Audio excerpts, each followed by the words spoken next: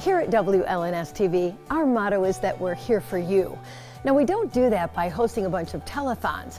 Instead of talking the talk, we walk the walk by going out in our community and making a real difference. What we've accomplished because of his death, and I saw this building go up, I said, wow, I think we know what his purpose was. We spent the month of July digging deep into the issue of opioid abuse.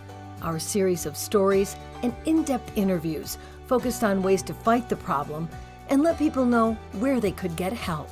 And then we went even further. And with me is Ingham County Sheriff Scott Rigglesworth.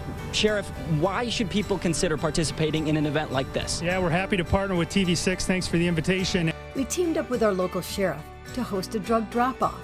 More than 100 people stopped by to drop off more than 160 pounds of pills. Those are pills that won't end up in the hands of people who might abuse them. We've had to get creative because we're running out of space. This is where LPD stores its collected firearms. We did the same thing with gun violence a couple of months later. Our series of stories focused on solutions to this growing problem.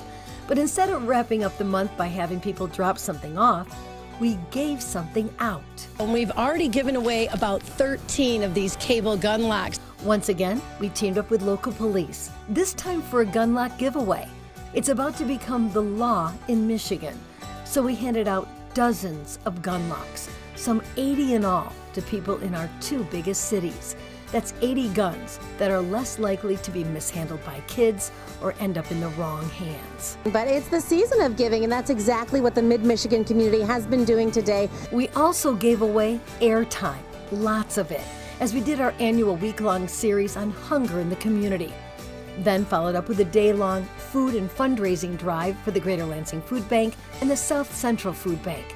We raised almost $13,000 and collected more than a ton of food, enough to provide almost 50,000 meals to Mid-Michiganders in need. But we didn't just keep people fed, we also kept them warm. We partnered with a local nonprofit to collect coats just ahead of the holidays. The donations didn't just fill our hallways, they filled a bunch of boxes to help Michiganders make it through the winter. And it wasn't just coats.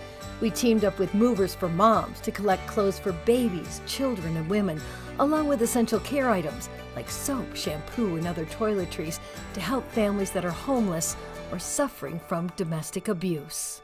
A week into the month-long campaign, we filled 4 wardrobe boxes full of stuff, and both the station and the moving company were overwhelmed with donations for the next 3 weeks. We also helped people collect something else they needed to survive: blood.